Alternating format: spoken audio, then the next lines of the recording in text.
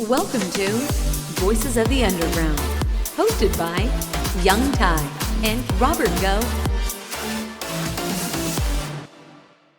Hey guys, and welcome back to another episode of Voices of the Underground EDM podcast, where we like to shine some spotlight on new up-and-coming DJs and producers we feel deserve some more exposure.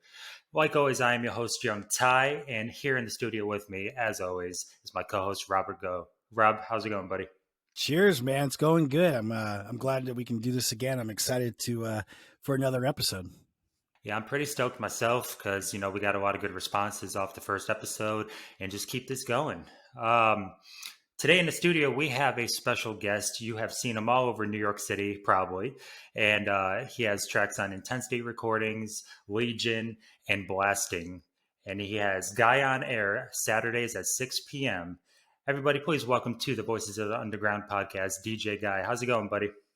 What's up? How you doing? Thanks for having me. Appreciate it. Yeah, Gabe. So on this show, we like to dive deep on our guests and all that. So kind of give us the backstory of when you started music, or even before that, what you were doing before music. Sure.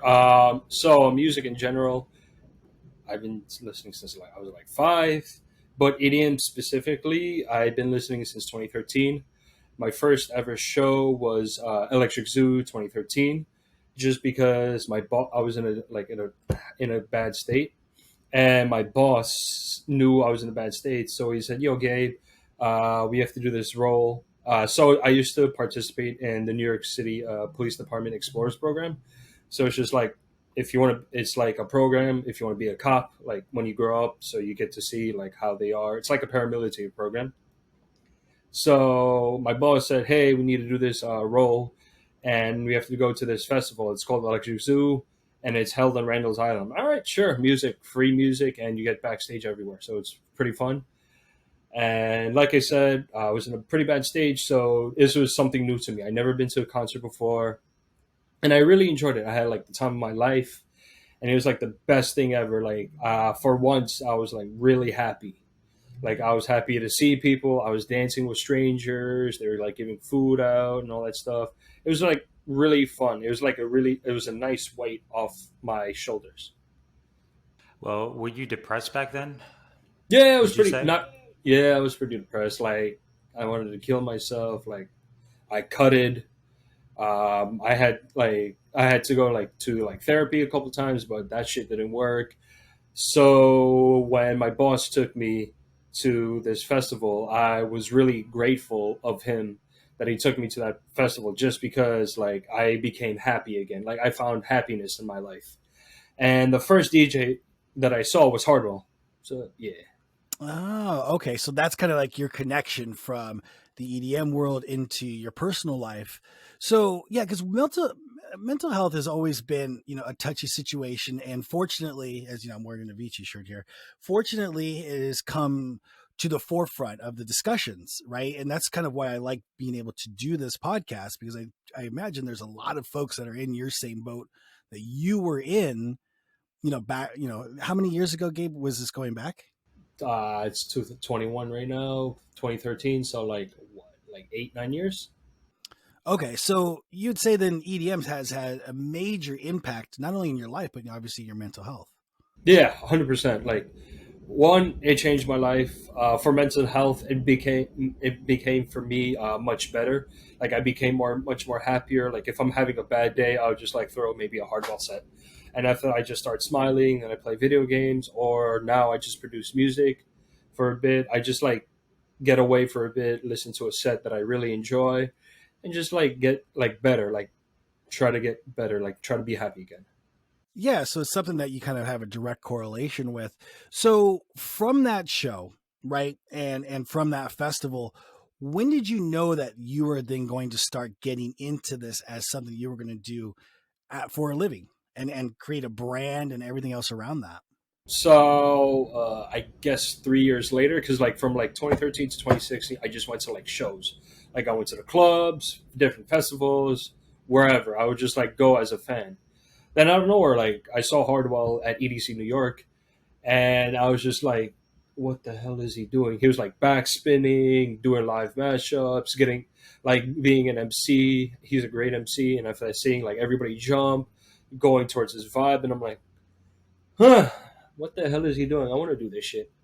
And after that, Yeah. that's where I started like doing research on like what the fuck is DJing, or what the fuck is the behind the scenes of EDM.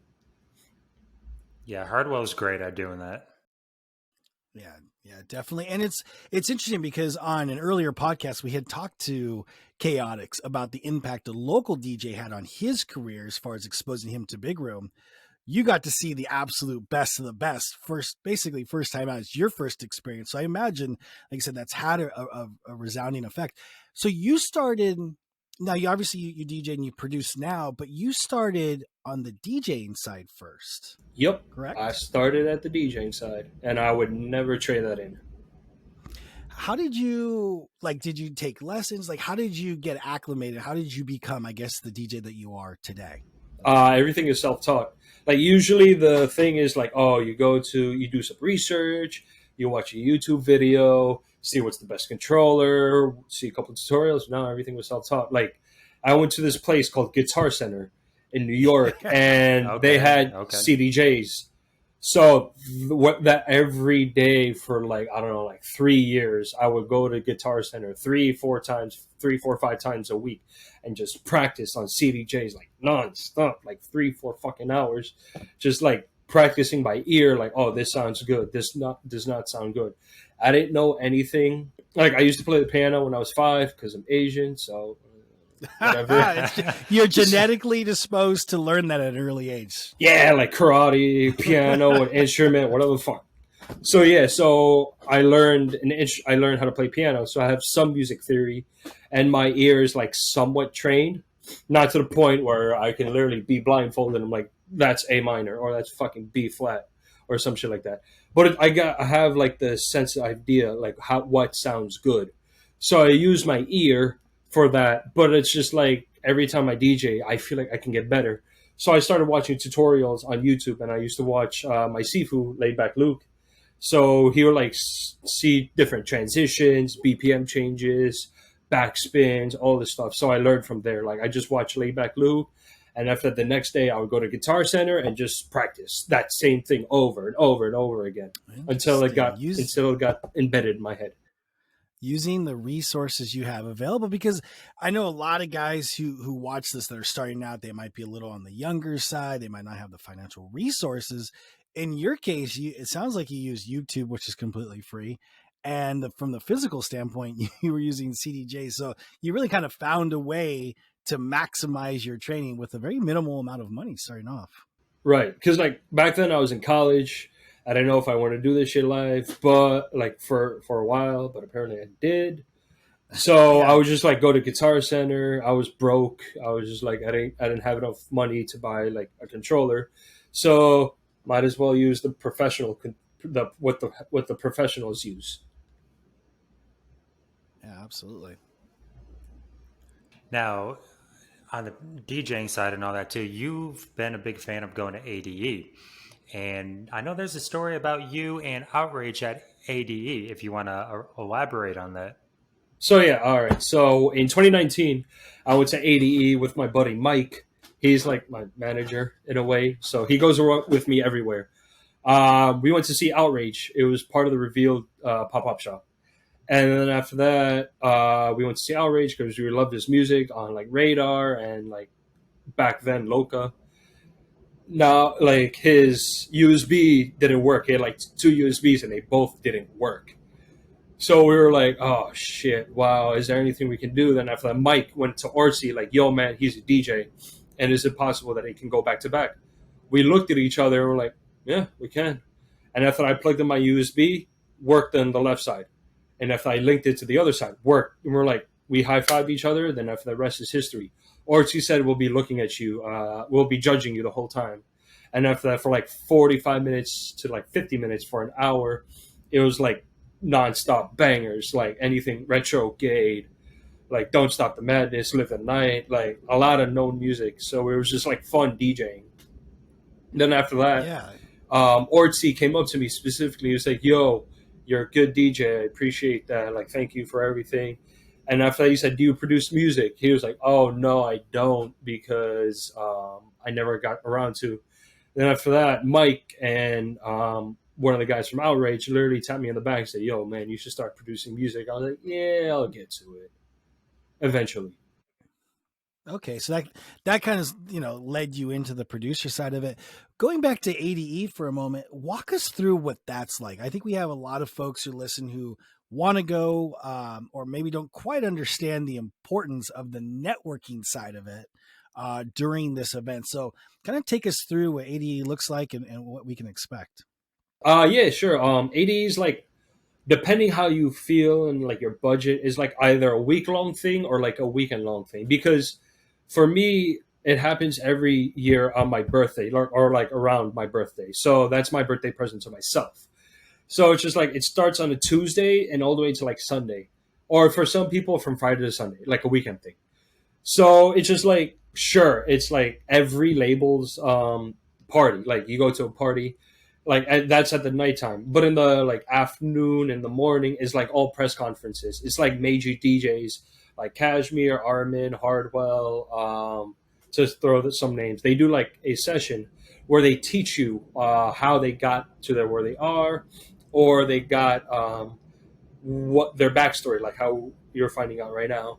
And after that, you meet a lot of DJs. You're literally walking in the streets of Amsterdam and like, oh shit, Martin Garrix. Oh shit, Mesto. Oh shit, it's Sabers. Then after that, it's just like we were able to like talk to them, like do a demo session. Like I can literally like, yo, Sabers, can you listen to my demo? Like, yeah, sure. And after that, he'll plug into USB into like laptop, and after they'll give you feedback, like amazing feedback, like this can go wrong, or this is wrong. Yo, we should collab on this thing. Like a lot of things happen. Like you meet a lot of people, and that's where you make future friends or acquaintances or whatever. And that's one thing you should always do is carry a USB with you. I can't stress that enough. Always carry a USB with your music on it, because you never know who you're going to run into. Yeah, like Yeah. literally, I take that to heart. Like I usually have one USB in my wallet. Like this wallet, I usually have this USB in here all the time. I know my friend, literally, she's a girl, and like I'm not a necklace person, but she wears it around her neck.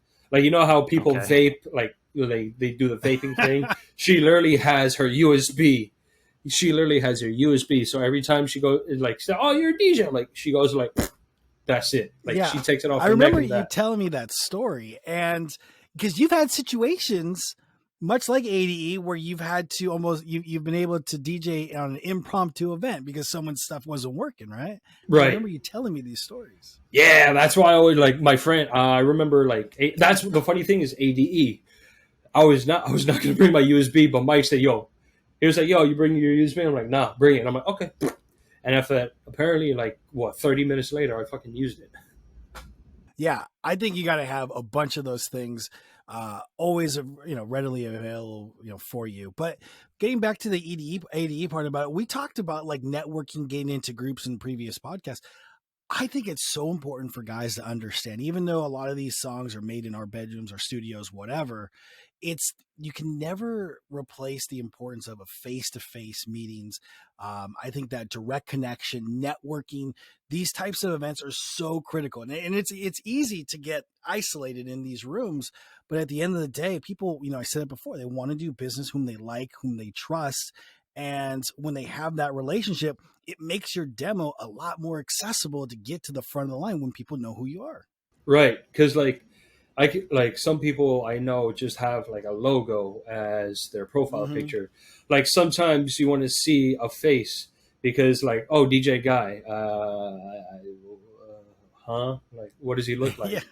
So it's just like there's a little added trust if I see what your face is.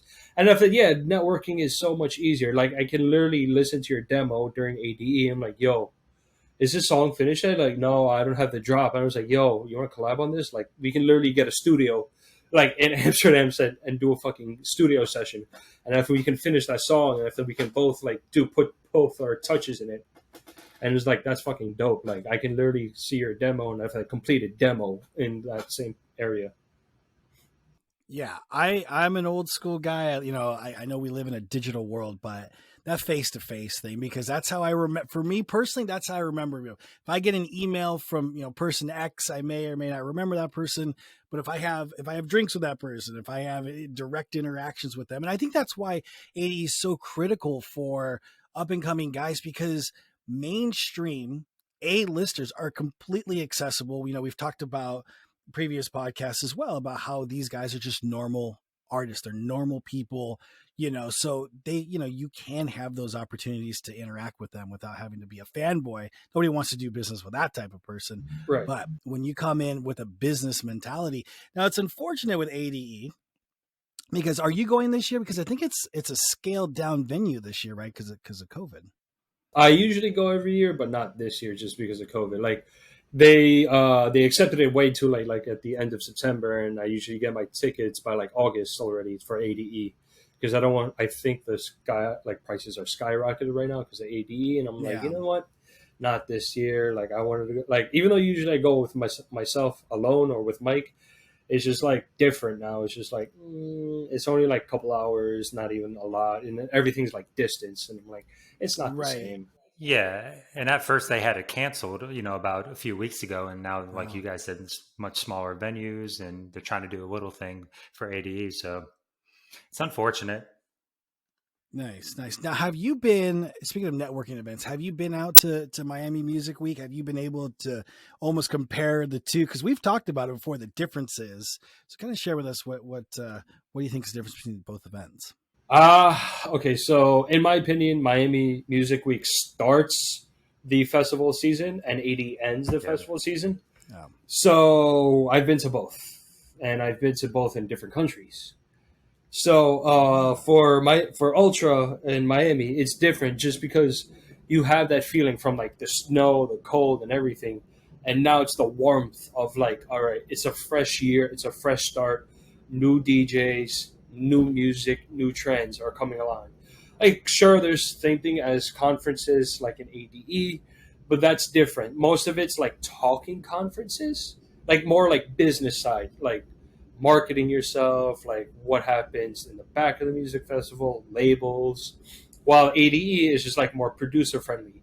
Miami Music Week is more like, what the hell have you been up to for the past 3 months? And here's a rundown of what's going to happen this year. So it's like more like, if you're like a promoter, that's where you go. If you're a producer, you go to ADE. I mean, you go to both if you have the finances to do it, but it's just like different. It's different vibes. Like for Miami Music Week, it's more business oriented. For ADE, it's more like music oriented. So producers and all that stuff. Yeah, no, that's well said. That's a great way to put it. So I got to get into this. I met you last year, about March of 2020. Yeah. And you've had an impact on me as the way I view labels. I think initially when I started, I remember I was telling guys, my mission was to be the Russ of EDM, right? To be able to make a track, mix a track, produce a track, right? Put out the track, promote the track, be my own, self-release, be my own brand conglomerate, whatnot. And I was steadfast on that. I had not wavered from that thought process until I met you, and you had signed a track with a record label. And prior to that track coming out, you were really hustling, right? You were sending out to DJs. We're going to get into that. So you really, for me, had an impact on my view of labels, how they can help you and how you can help yourself. So now they're not mutually exclusive, self-release and labels. You've actually kind of merged both the worlds together. Can you walk us through that? First, how you got the track signed, what track it was, what label, and then how you kind of took a hands-on approach, even though it was signed with the label. So, what the fuck is it? Oh, it's called Set Me Free. It's out on Intensity with Swento, so you can listen on Apple Music, Spotify, YouTube, SoundCloud, whatever the hell you have. And yeah, so my mentality is I want everybody to listen to my song. Like, even though it's on the label, cool. Some people are like, all right, label, next song. For me, it's like a 3-month work for me. So getting the track signed, promoting the track, releasing the track, then more promotions in the track. Getting the sack trying was hard as shit, not gonna lie. Because Swenso and I, we met through Rosario, through like the cable, one of the like the main cable exclusive groups. Which I appreciate that. Then after that, he made like a subgroup because it's for Abletonians, for Ableton users, because half of the damn chat was FL people. This is the part where we talk to Ty about that is the adult DAW. That is what, now remember, everybody starts on FL, but the adults migrate to Ableton when they realize they're taking things serious. I'm kidding, Ty. Okay. No, okay. Here's my argument, though. This has been every podcast. This is the second episode in a row that you guys are doing this to me. Okay, this is my argument, though. Kevu, Jay, Gaspar, everybody. There's a lot of people that make banger tracks with FL Studio, getting signed with FL Studio. So stop saying it's the starter dog. I completely agree. W is in the chat. Cashmere's here somewhere, and all the other Ableton A-listers. Okay, let's. David Guetta may have heard of them. Kind of a big deal. Number one DJ. If you put any weight into that, you may or may not. Okay, but as we digress, Ty, this is just a section of the show. We got to do it to you. But as we met through that sub Ableton group, right? And that's where I really met you on a more of a personal level, right? And then that's where you and Swento started working together. So so we signed it on Intensity. I was like the middleman between Swento and Chris, the label manager. Just because, like, I guess I was more close to him. Like, he hit me up during AIDA because of our age. So I guess I had a more relationship with Swento than with Chris than Swento. So I would be the one like, all right, yo, Chris, there's this track. What do you think of it? Do you think we should sign it? I'm like, yeah, man, I'll sign it. Here's a fucking million things that I need to fucking change. I was like, okay, cool. We did one thing. We changed it. Cool. I said, yeah, great. And for those of you guys who don't know, really, really quick, for the listeners, the idea is the A&Rs, or in this case, it was Chris Lau, right? Yeah. Trying to get to the track to the utmost potential, right? Trying to reach the potential. So having you change things like things within the break, or maybe a frequency or a certain kick or things like that. So that was the back and forth process, right? That you guys were working on. Yeah. So it's like a whole 2-month thing, but like I think like mid-February or some shit like that. Chris said, yo, done. We're going to get this date. And after he said, you're going to be on an EP with other upcoming producers. So I was like, fucking hallelujah. And I was like, nice. So this dates back to ADE.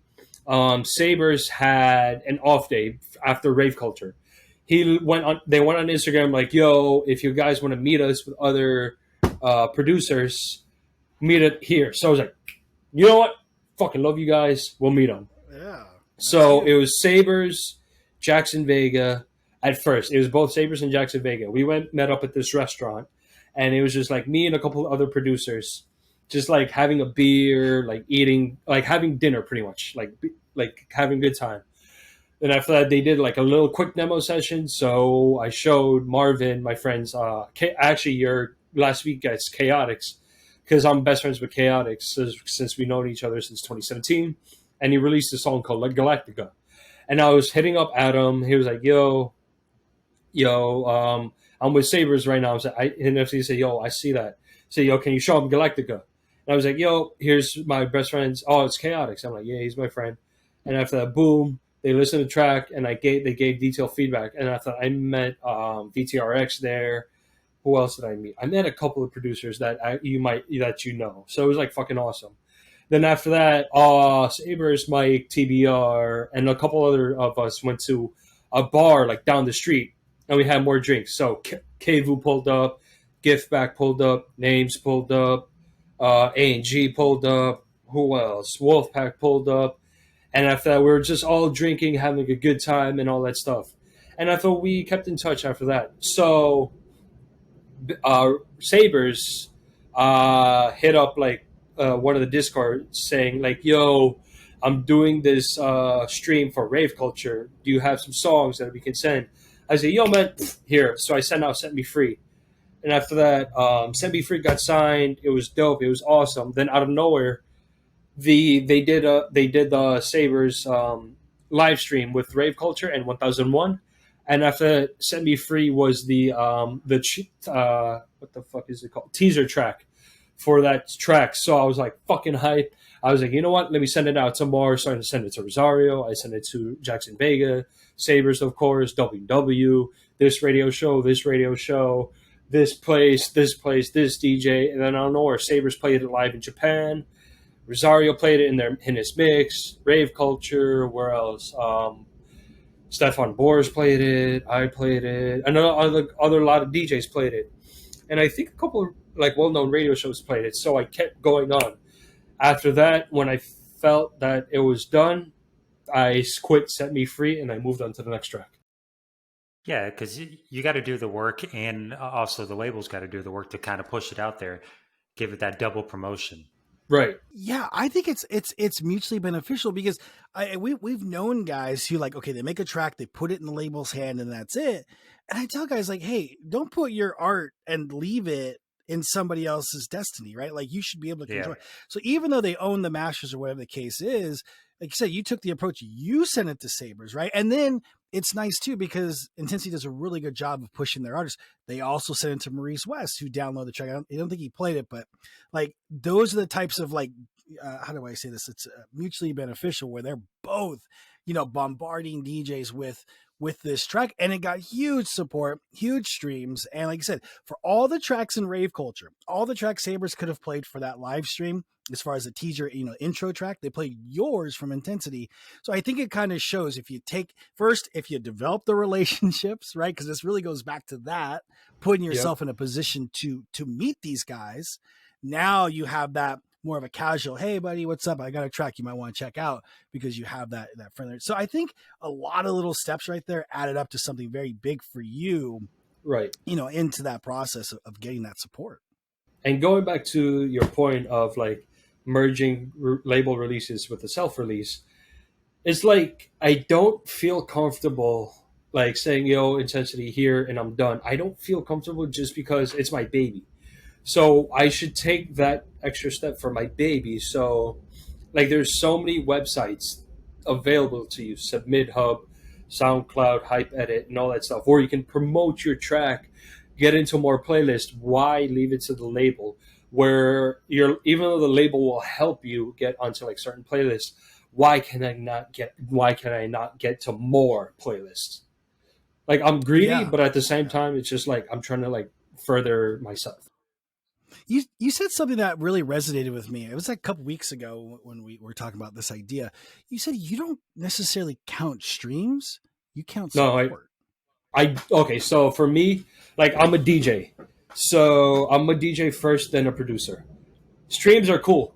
Yeah, all right, cool. 500,000 streams. What the fuck does that turn to? Like maybe like $5? $5. That's 1/16 of a penny per stream, Gabe. Okay, let's come on. Now. Like $5. Like I like live support better because like it feels different. Like like in August, I opened for a gas bar. He was like my best friend. If you guys don't know him, what the fuck are you doing? I opened for a gas bar, and one of the guys, Tahe, was there. His tracks have always been radio supported, and he's never been live supported. Then after that, I was like, you know what? I have this surprise for him. Then after that, I played his Inside Out remix from Zed. Then after that, he was like, when I got off, he was like, what the fuck, bro? I didn't expect you to play it. I'm like, yeah, man.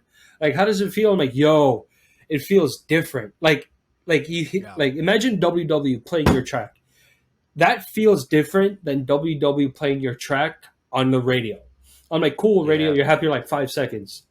Then out of nowhere, like, yo, we have who's ready for brand new music. Then no, it's your fucking track coming out soon, like whatever, and on X label. Like it hits different. It's just like, holy shit, like my work that I worked for like 85 years, whatever the fuck, how long you've been producing, has paid off because your idols literally played your track live and you were in the audience. Or your friends took a video and you're just like dancing around because, I don't know, like thousands of people heard your track being played live. it's way different live. Like when you see your art come to, I mean, that's what it is, right? We make these songs in a digital workstation there, and we bring them to life. There's a massive struggle behind doing that. And when you see real humans dancing, I mean, we make electronic dance music here, and that vibe happens, I think that, like you said, that is absolutely priceless. I've been through it. It is an adrenaline rush. It's almost a feeling of like being surreal. And I was with Tae that night when you played that track, and his soul just left his fucking body. He was so excited. His soul he was done. He was done after that, and he was cooked in Bakersfield. And the thing the thing of it is too, as you touched on it, is when you play your French track and that type of support from your friends, when you have it from the ground up, I mean, it really is a euphoric feeling. Yeah, like it feels good, like knowing that your track is played live, and after that, seeing thousands of people just dancing to your track, it feels different than a fucking radio play. I'm like, radio plays are cool. Like, don't get me wrong, but it's just like live support hits different. Like, yo, your track got played in fucking Canada. Yo, your track got played in fucking Portugal. Your track got played in Japan. And imagine saying that to someone. I'm like, yo, I'm like, yo, yeah, my track got played in this radio show. I'm like, oh, man, congratulations. But, like, holy shit, imagine your track being played in another country. And, like, people showing you, like, yo, I didn't expect this, but holy fucking shit. Like, your track got traded in Japan. I'm like, yo, that's huge. I'm like, it's different. Yeah, it does. Okay, well, seeing how we were talking about Ty Hay, because we're all friends with him here, how do you feel about Ty Hay's music and where he came from and how he's coming up? Like, yeah, he makes dope music because, like, I've been supporting his Inside Out remix ever since I've heard it. I've been playing it all around. Like, he has a new track called EVE5. I haven't played it yet because I've been playing mostly the Inside Out just because, like, it's more... It's a good song, though. It's a great song. Like, it's more commercially known. Like, so... how I DJ is like, I want people to find new music that they didn't expect. Like Zed, Inside Out is a known song, but what if I throw a different twist to it? So it's different. Like that's how I DJ. Like I DJ known songs, but with a unknown twist into it. So like Tahe is amazing. Like I love his animated type stuff. Yeah, and you were talking to us before this about like mashups and all that too. How do you go about curating your sets with mashups and other stuff to keep the people singing, to keep the people going? Right. Like for me, especially in big room, mashups are very important just because like the drop is only 30 fucking seconds and the fucking melody is like a minute long. And I'm like, and sometimes, most of the time there's no fucking lyrics. So you're just like with their beat, I'm like, all right, for a minute. I'm like, all right, what the fuck's the drop? Like, so for me, mashups are very important just because like, there's that 1 minute gap between drops where it's just like, I need you to sing. Like, I need the dance floor to do something. Yeah. So mashups, like, if you play hip hop mashup, like, everybody, oh, and then they'll be hype. If you play, like, a Zed mashup, like, everybody would be hype because they'll be singing, like, on top of their lungs. So, and after that, as a DJ, it looks good, like, playing with the crowd. Like, you're playing with the crowd. You're pretty much like you're a puppeteer. And the crowds, I guess that's a horrible fucking like and handle it. No, but yeah, having control though, because right, like that's what Dimitri Vegas like. Right, they hang their hat on crowd control. In fact, they have a track. Yeah. Like that is totally a thing, and as a crowd, you need to guide them through this, right? I think when DJs kind of play stuff all over the place, it just gets really uninteresting. And you talked about big room. And you talked about mashups, and one of the things that comes to my mind is the one that Chaotix and Gaspar did, Business. Mm-hmm. I think that is a wonderful way to engage a commercial crowd with big room. And on this show, we've talked a lot at length about big room and the state of it.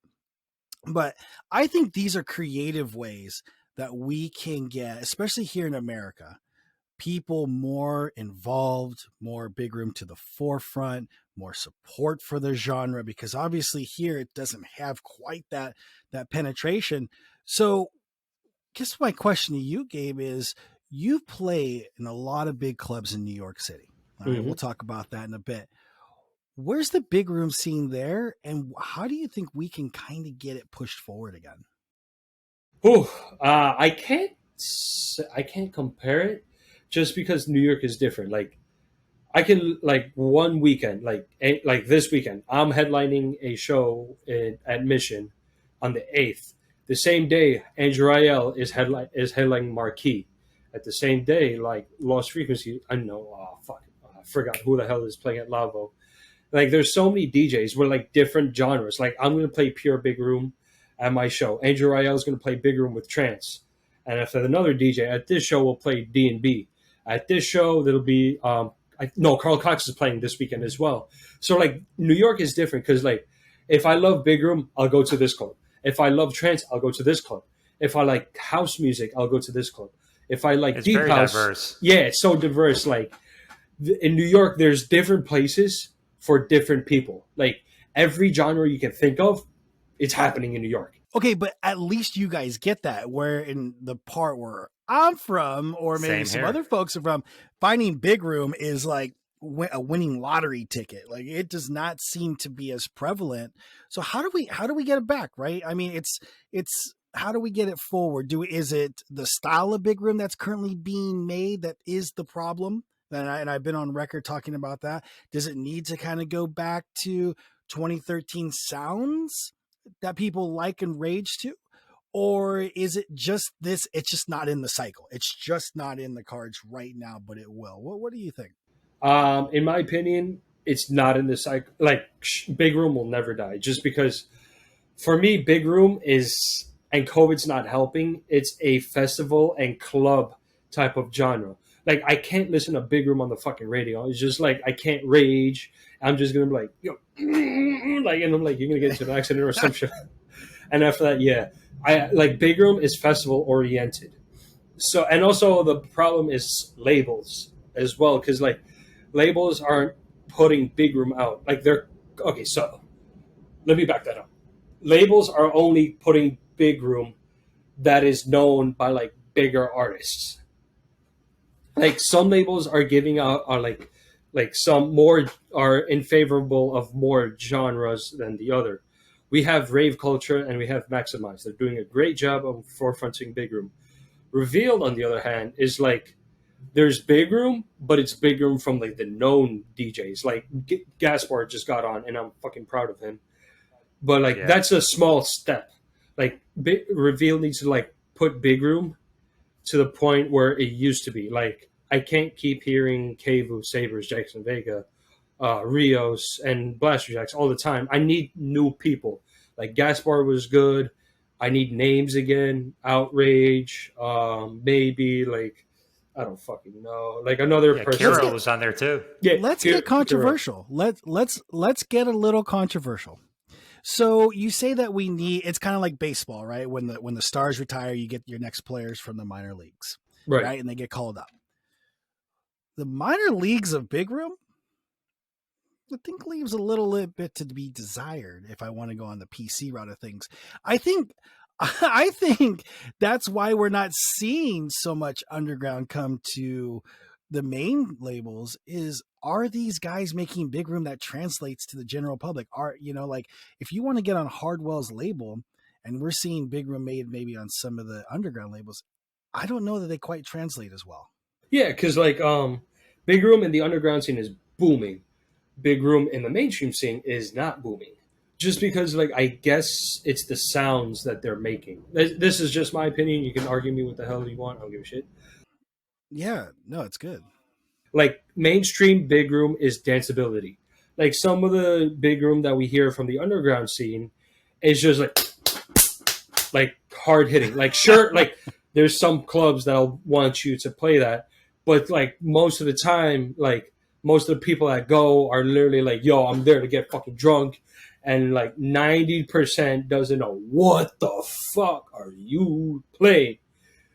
And it's just like, it needs to translate. It needs to be a little bit transition. Sure, you can have tracks that are like hard hitting, but at the same time, it needs to be melodic and danceable. Well, the whole, how do you feel about the whole, it does good on streams, but it doesn't do good in the club and all that? We've had that argument here before. How do you feel about that with the big room that's out now? Okay, so some songs that do well in streams can translate to clubs because people hear it. Some songs that do well in streams does not do well in clubs. Like I can literally play. I don't even know what song that has like millions of streams that has not been played at the club. Maybe it's been played once, but you won't be able to play it. You can play it probably, but you're gonna have to mash it up. Like, but the mash, like sometimes I think the mashup will take away from the drop. Like I've played tracks from like people from the underground scene, and I've seen people's faces go like, "Huh." Yeah, like you can't even, you can't even like dance to it. It's just like it's like too harsh for them. Like it doesn't translate well. It's just like some songs, like sure it does great on streams, but it doesn't translate well on the dance floor. Like it needs both. Yeah, yeah. I think to cross over from Spotify to working live, I think rhythmically, I think there's some challenges there. With some of the new big room right now to kind of have that. I think sometimes it can get a little bit too melodic in a sense where it's almost hard to follow and dance to. Right. And I think one of the things, we've talked about it before, Ty, right, is the old school, big room. It was simple. It was simple. And what Dolly James and Maddox, and it's simple. You don't have to be a music theorist to follow these guys, not right now, because it's on a 1-note or a 2-note melody, but it's simple and it's groovy. It has rhythm. And again, we've talked about it before. So I just think that Gabe's just reiterating kind of what we've discussed in the past about where it's at. And so I do hope, like you said, it's going to rebound. I hope it gets in that cycle.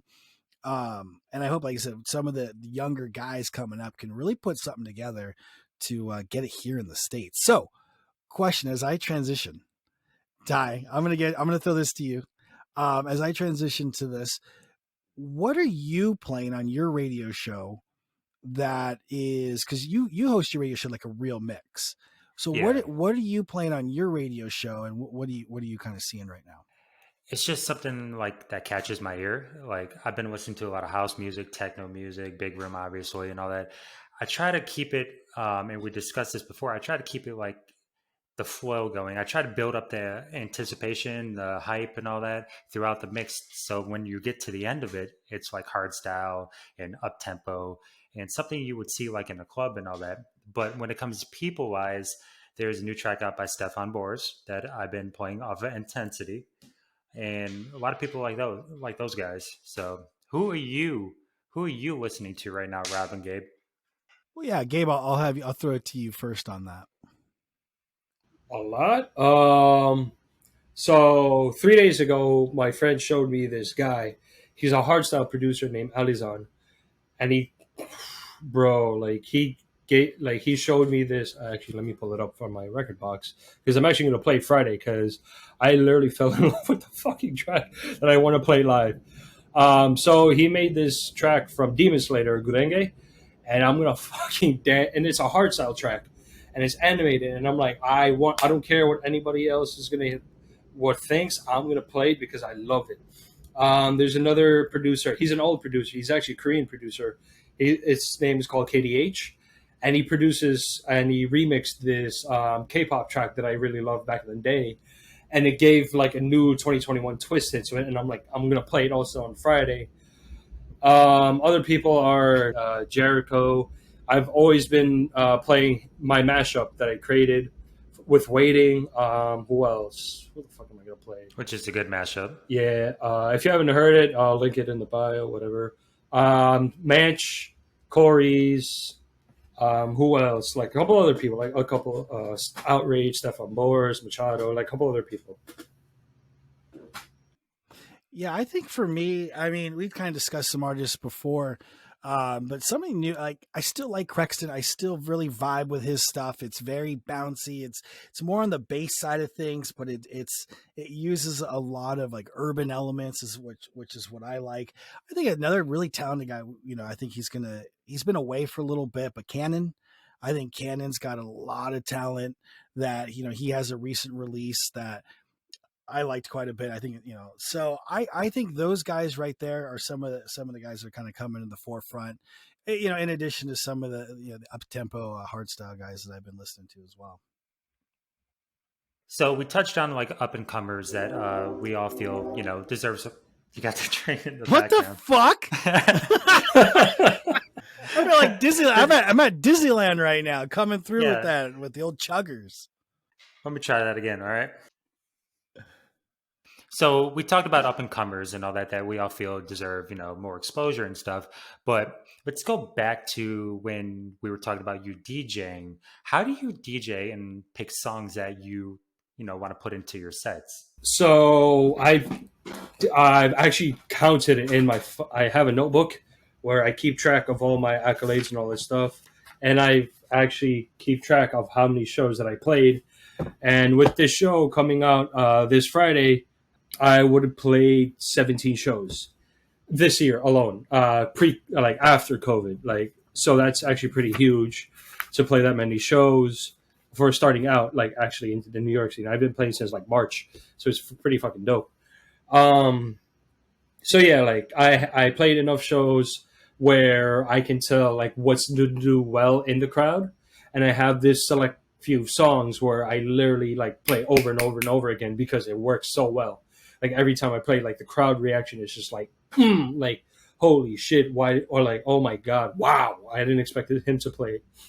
And there's new songs that come out throughout the week or 2 weeks where I have no shows, or if I have a song that's coming out and I want to play test it. So yeah, that's where I pick. And usually literally I can tell you 5 tracks that I've been playing over and over and over again that have been doing well. So Gaspar and Corey's Titans, Amber's Silent Shadow, Ty Hayes Inside Out remix.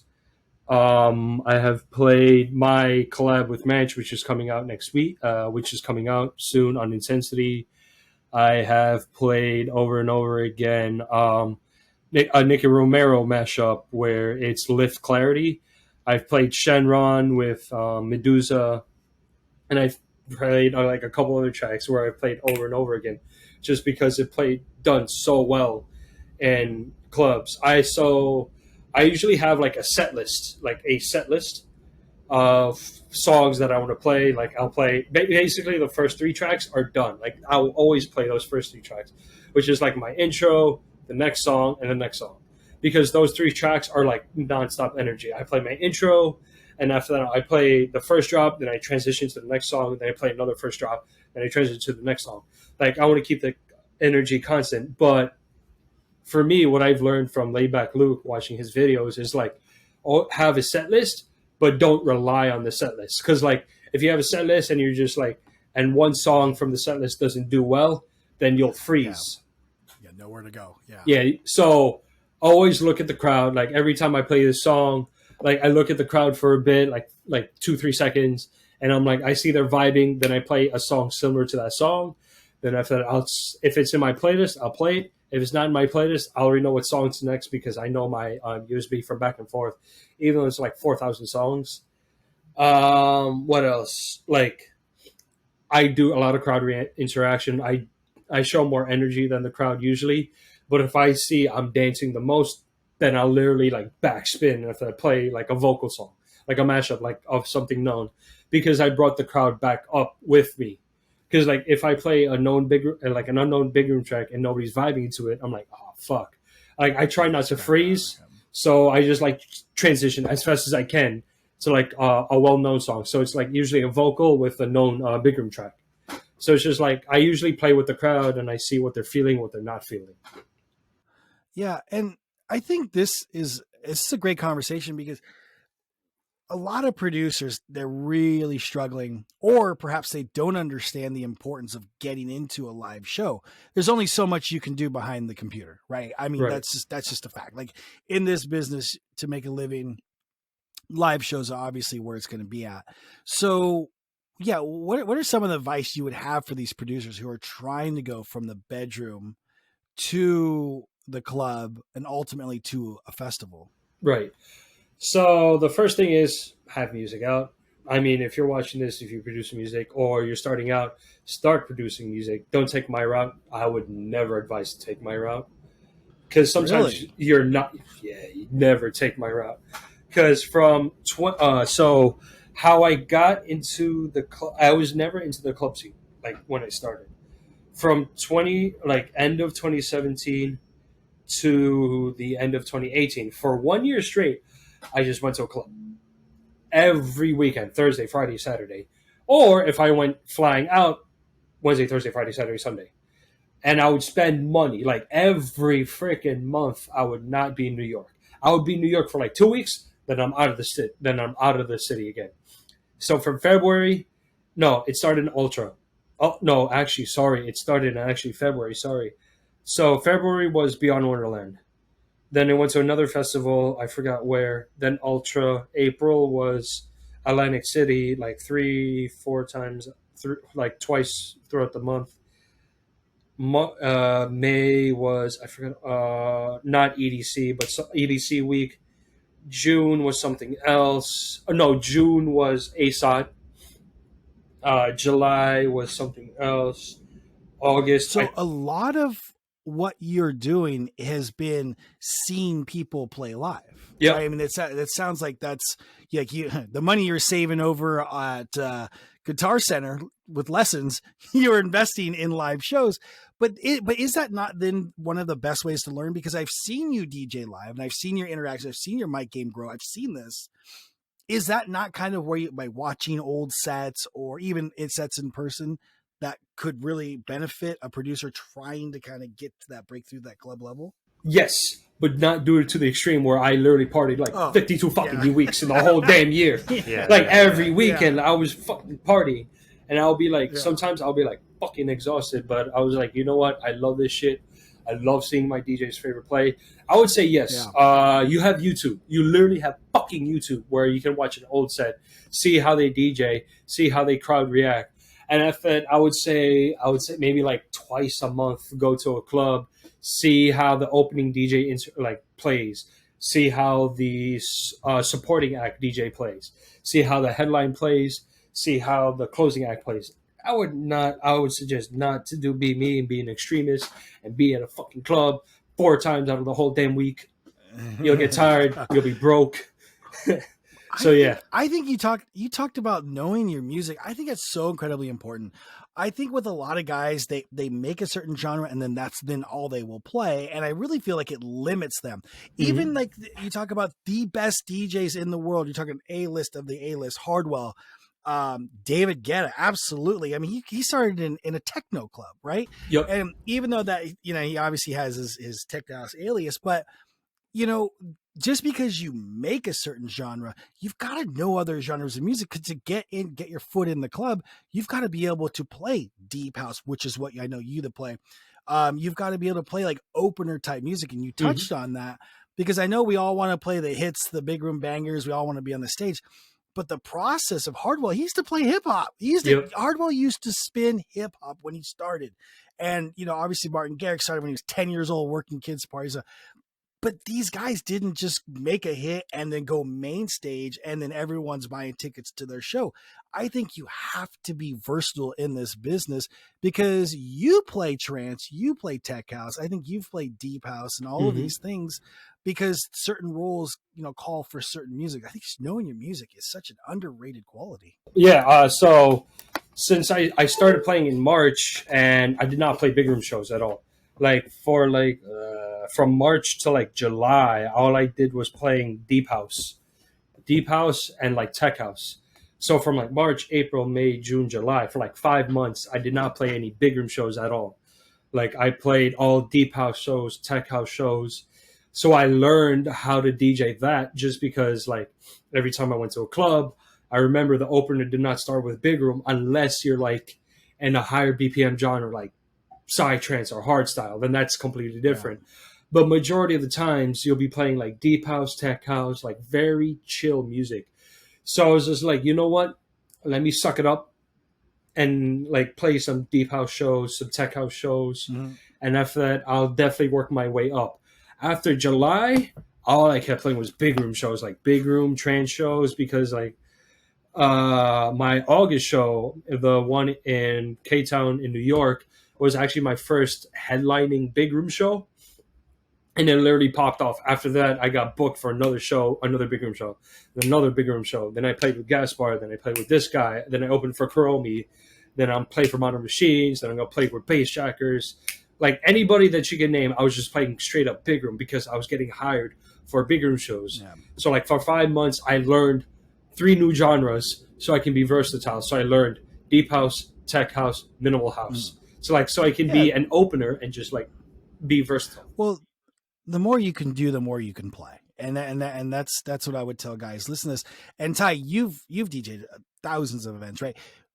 Did you feel like you needed to contour? Well, maybe not thousands, okay, hundreds. Did you feel like you needed to contour your playlist to the venue, or did you feel like you needed to create or expose this crowd to something different? A little bit of both. Like you gotta see what the crowd is feeling that night, but yeah, you gotta throw in those big room bangers and stuff. Give the people a taste of something they might not have heard before. Yeah, no, definitely. I think you said having a healthy balance of two, I think is really important. So, Gabe, I got to ask you. We're gonna pretend we have a time machine. Okay. And we're gonna go back in time here. Okay, I love asking this question. If you had to give your 16-year-old self advice, one piece of advice from what you know now, what would that? And it could be anything. It doesn't have to be music related. It could be live. What would you tell your younger self? Keep your head up. Everything will be fine. Literally, that's it. Just because I know myself, when I was 16, I was like very emo, like cutting and all that stuff, very suicidal. And yeah, so I would just like literally tell myself like everything is going to be all right. And after that, don't drink cellulose. No, I saw that comment. That's an insight. That's such an inside joke. I love it. Yeah, no, I agree. I find that too. There's times where I thought it was like the end of the world with things, but you find out the world keeps spinning. There's always going to be another day. And like you said, that perseverance part of it, because in this business, you guys know as well as anybody, you get your teeth kicked in all the time, right? You make a track, deny through labels. Rejection all the time. Yep. Yeah. I mean, in a sense, it's like sports where there's a lot of failures to ultimately get to success. So yeah, keeping your head up, pushing forward. That's really how you make it in this business and in this life. Yeah, just don't give up once you get rejected once. Just keep going, because you're going to get rejected more times than approved. So yeah. And it just takes one. It just takes one yes, and then that can change everything. So you might get 9 no's, but it's that one yes that will like I said, put you over the top, or at least certainly put you on a path to success. Yep. Exactly. So I think that's about all for this episode of Voices of the Underground. I want to thank our guest, DJ Guy, for being here. You can follow him on Instagram at DJ Guy. And like always, I want to thank Robert Go for being here as well, too. You can follow him at Robert Go on Instagram. DJ Guy, is there anything you want to plug before we leave today? Any questions? I say we have a question from the audience right over here. So what are my goals ending this year, but more leading into next year? And what are your actual goals, musically or in general? That's a good question. I think both, right? Because I mean, the nice thing about doing a podcast like this, we can get the producer DJ, but we can also get the human element side. So yeah. All right. So he said, in general, what are my goals? Okay. So so my checklist. So basically, I wrote a couple things down in my notebook actually, because I've been in quarantine for a while. Because I got the COVID, so it's fucking sucked. I mean, I didn't mind it just because like I was able to like get my life together. I was able to like organize myself. So for the end of the year, I have one more song coming out next week on the 13th. But I think whenever the hell this episode comes out, it's already out. So on October 13th, my final song of the year is. Will be on Intensity, and it's another collab on Manch. It's called All I Need, and I've been playing out all around like New York pretty much. So that's one of my goals, was to have like a couple more releases. One of my goals, hopefully by the end of this year or next year, is actually to have a running website. I created a website using Wix, but I wanted like to create my own website from me. like coding everything, doing everything myself. So everything will be centralized. So, when my next show is, when my next song is, what my mix is, merch when that's how coming out. I definitely want to have merch out by the end of the year, like just simple t-shirts, like black t-shirts. I have this merch out right now. It's in collaboration with Intensity, but I want to create my own merchandise. So you'll see DJ Guy everywhere. Like over here, you'll see DJ Guy, my emblem, definitely in the middle. And then the back of my shirt, I definitely want to have merch.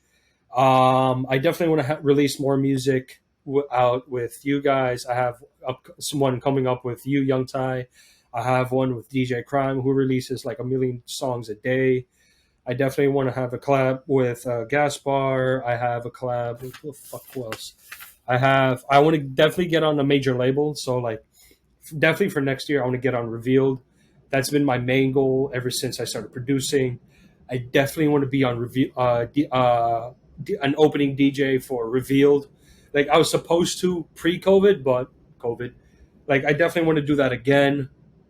I want to open up a lot. Most of my goals are more DJing than producing. To be honest with you, I definitely want to release more songs, but DJing, I definitely want to play at Ultra, not at the main stage, but at definitely a stage.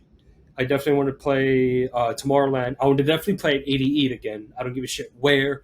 I don't care what genre. I definitely want to play AIDA again. I want to play Izu. So it'll be a big turnaround. Like my first festival for my first introduction to EDM was Izu, and now I'm on stage. It'll be a at 360. Izu. Yeah, definitely be 360. I want to headline my own show, but that's like I want to headline my own show with my friends. So that's a big thing. I'm already headlining my own shows in New York, but I want to headline. I want to have complete control. Like I want to bring you guys up. I want to bring Jay up. I want to bring Gaspar up. Like most of my goals are sooner than you think. Coming sooner than folks think. Yeah. Yep, definitely coming sooner because I'm in talks. And yeah, like most of my goals are DJing. And personally, I want to be in a better financial situation. I know that's a big thing for me. Like I definitely, like my girlfriend and I have talked about it. We want to move in together, but there's some hurdles that I have to get through. I definitely want to get my own apartment first. Like I definitely want to get out of this room. And yeah, I want to like have a room where I can build a studio and constantly get gigs. Like, yeah, I want to quit Macy's. Awesome, I definitely want to quit Macy's. I think that's good to have these types of ambitions, man. I just think that when you aim high, and even if you miss, you're still a lot higher than where you were. I just think that is so clutch to have these types of goals, and I really do hope it works out for you. Thank you. Appreciate that. And that's our time, everybody. You can follow me at Young Ty. And before we go we have a Discord channel. We would love for you guys to join. Excellent. Yeah. Pleasure having you on, DJ Guy. We'll talk soon. Appreciate it.